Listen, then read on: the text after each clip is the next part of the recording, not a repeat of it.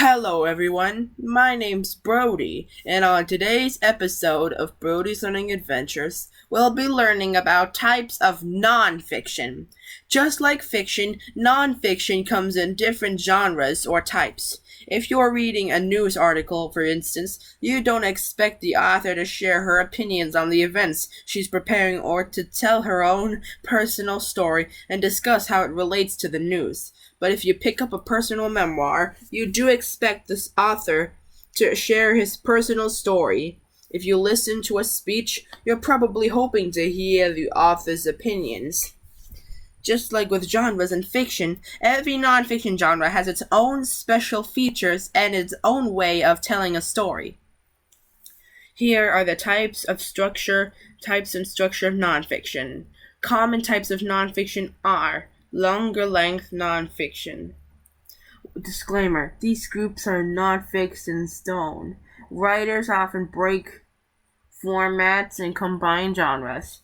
Literary nonfiction uses the tools of literature and to describe events in the real world.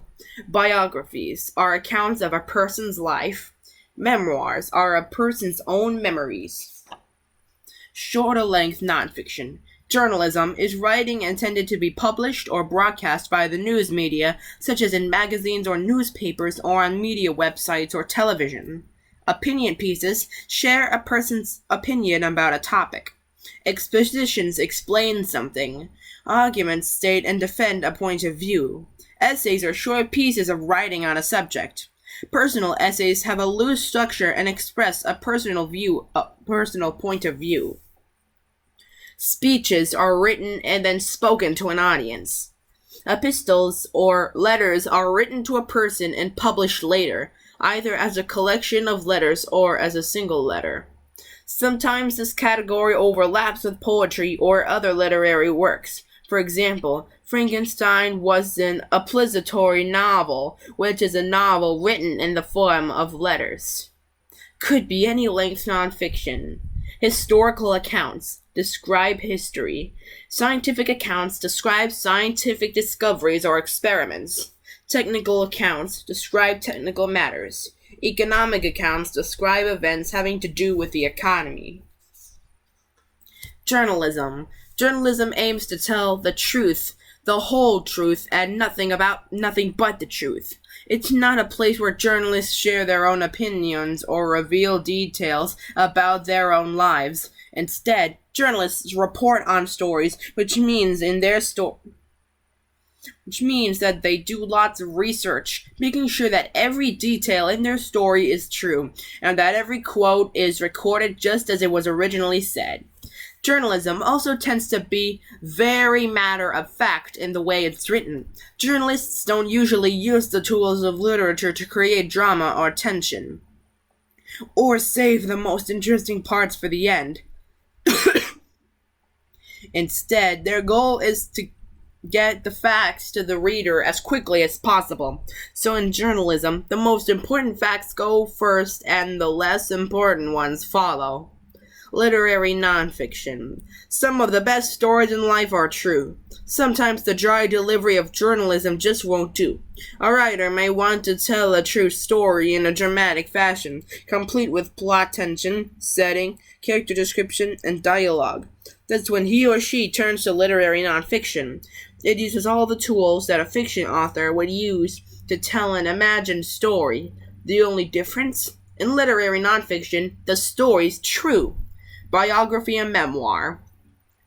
Biography and memoir are true stories that are personal and highlight an individual person's life. They might use the forms of literary nonfiction, including tools like plotting and dialogue, or they might be more journalistic and just convey the facts. Chances are they fall somewhere between the two. The author of the biography isn't usually part of the story, but sometimes people do write their own autobiographies.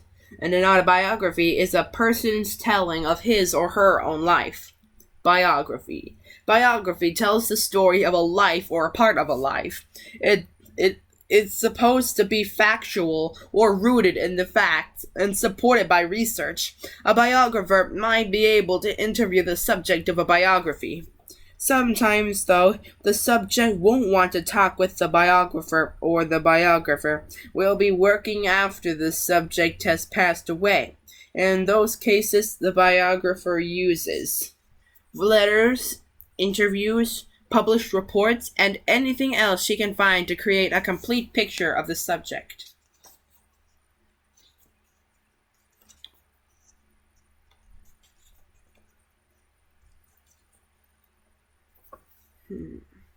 Memoir. A memoir is a piece in which the author writes down his or her own memories. Unlike biography, it doesn't have to be rooted in fact or research, although some memoirists do a lot of fact-finding and probing. The important thing for an author writing a memoir is not to get the history right, but to share his or her memories and perspective on them. What's the difference? Your choice of genres may be very different depending on who you're writing for and the point you want to make. Different genres alter the focus of the topic, so authors usually choose their genre carefully and for a purpose. A writer who wants to get the facts across quickly will probably work in a journalistic style. A writer who is interested in building tension and writing dialogue in a true story might choose to work with literary nonfiction. A writer who is mostly interested in recording his memories would be better off working in memoir than doing all the research necessary to write an autobiography. Depending on the genre of nonfiction, the same account can sound very different. For example, there are many different ways to write the following situation. The twins next door get their first remote control model plane, and it somehow winds up on the neighbor's roof. Journalism. A remote control model plane was found on the roof of the Miller's home in Roosevelt Circle on Tuesday afternoon. Twins Jeffrey and Jessica Jones admitted to owning the plane, but claimed they had no knowledge of how it arrived there. Characteristics. Puts the most important facts first, reports only what sources have said, and leaves out any opinions or personal history of the author. Literary nonfiction. A plane soared out of a vast and empty blue sky. For a breathtaking moment, it appeared to be on track to make a perfect landing on the lawn at the twins' feet. But then it made a strange lurching turn and came to a rest 2 stories over their heads, on the roof of the home of the Millers, their next-door neighbors. Characteristics. Uses pacing to build tension, uses literary descriptive techniques, and treats the subjects as characters. Pacing is the speed at which things happen, change, or develop in a text. Biography. One of the formative moments of Jessica's young life was the day that her model plane, on its inaugural flight, landed on the roof of her neighbor's home. In later years, both Jessica and Jeffrey claimed that they had been the remote pilot of the errant plane, but nobody was ever sure why both were so eager to take responsibility for the crash landing, or which one of them had actually had their hands on the controls. Characteristics. Refers to research and other sources, focuses on the whole life of one individual, and uses a blend of journalistic and narrative style. Memoir. I knew that plane was flying too fast and too high, but Jeffrey wouldn't listen to me. Just like me, he never piloted a remote control plane before. I think he just got carried away, because a minute later I had plunged out of the sky and landed on the Miller's roof. I guess I can tell the truth now, decades later, but Mom had already been threatening to send Jeffrey to boarding school if he got into any more trouble. I didn't know what I'd do without him, so he said I did it. He took responsibility too.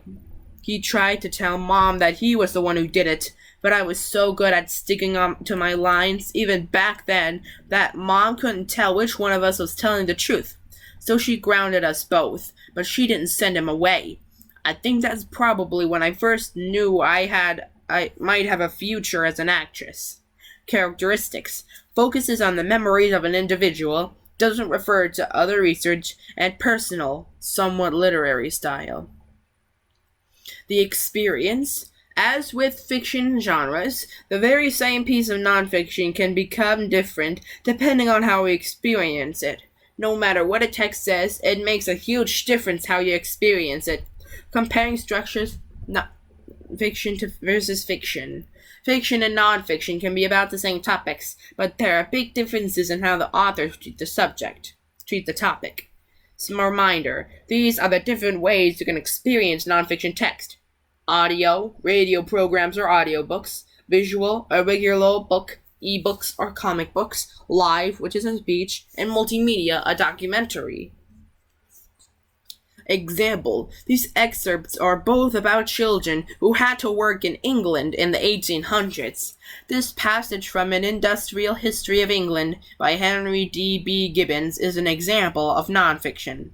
Sometimes regular traffickers would take a place of the manufacturer and transfer a number of children to a factory district, and there keep them generally in some dark cellar till they could hand them over to a mill owner and want to hands, who would come and examine their height, strength, and bodily capacities, exactly as did the slave owners in the American markets.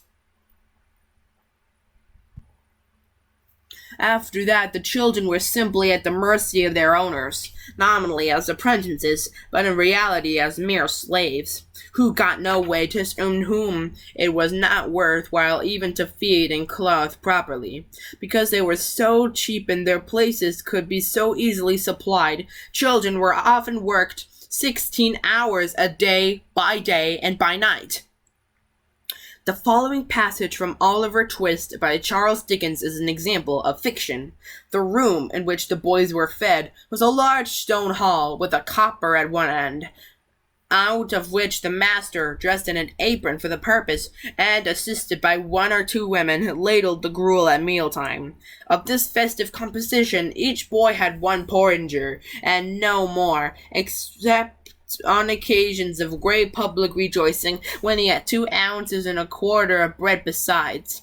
The bowls never wanted washing. The boys polished them with their spoons till they shone again, and when they had performed this operation, which never took very long, the spoons being nearly as long as the bowls, they would sit staring at the copper with such eager eyes, as if they could have devoured the very bricks of which it was composed, employing themselves, meanwhile, in sucking their fingers most assiduously, with the view of catching up any stray splashes of gruel that might have been cast theory on. Boys have generally excellent appetites. Oliver Twist and his companions suffered the tortures of slow starvation for 3 months.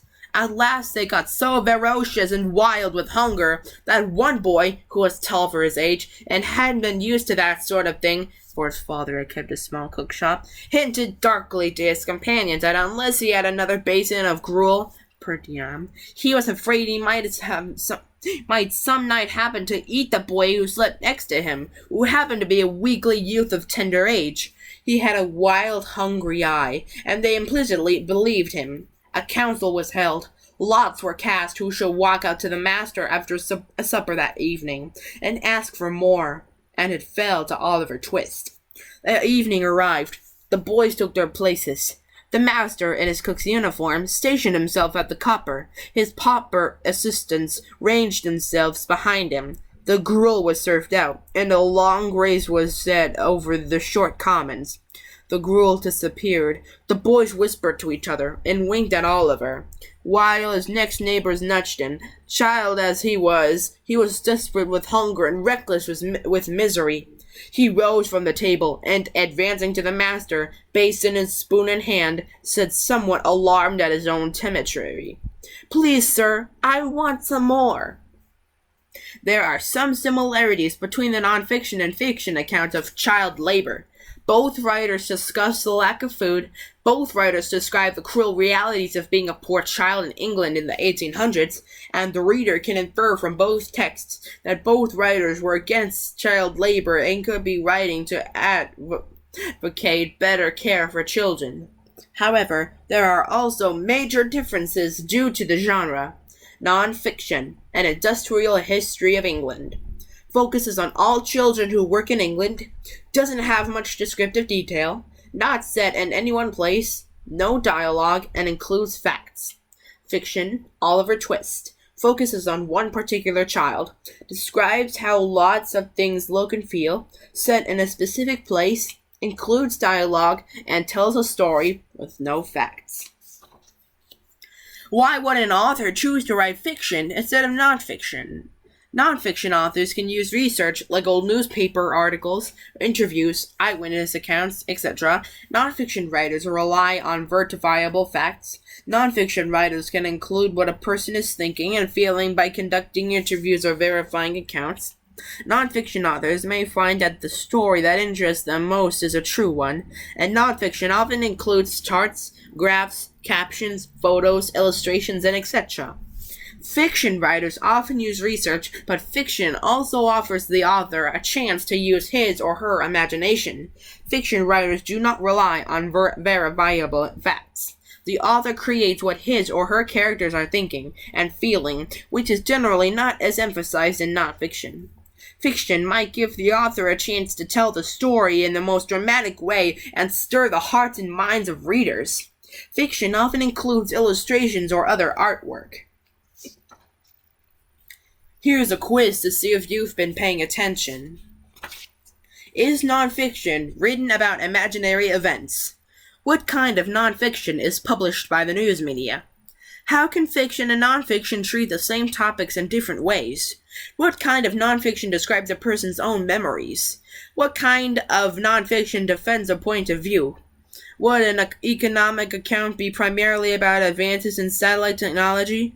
What kind of nonfiction explains something? Would a historical account be primarily about historical events? Read the following passage from Walden by Henry David Thoreau. Is it a biography, a memoir, or an opinion piece? At the approach of spring, the red squirrels got under my house, 2 at a time, directly under my feet as I sat reading or writing, and kept up the queerest chuckling and chirping and vocal pirouetting and gurgling sounds that ever were heard.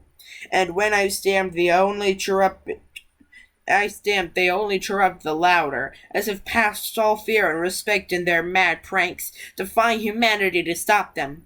No, you don't! Chicory! Chicory! They were wholly deaf to my arguments, or failed to perceive their force, and fell into a strain of invective that was irresistible. Pause the video now to think of the answers for yourself. On to the answers. 1. No. 2. Journalism. 3. A fiction author can use his or her imagination to describe the thoughts, feelings, and motivations that drove real events or fill in facts that can never be known. A non-fiction author writing about the same events has to stick to the facts. 4. Memoir or autobiography. 5. Argument. 6. No. 7. Exposition. 8. Yes. And 9. Memoir. Be sure to like, comment, subscribe, and hit the notification bell so that way you won't miss any of my new episodes. This is Brody, signing out.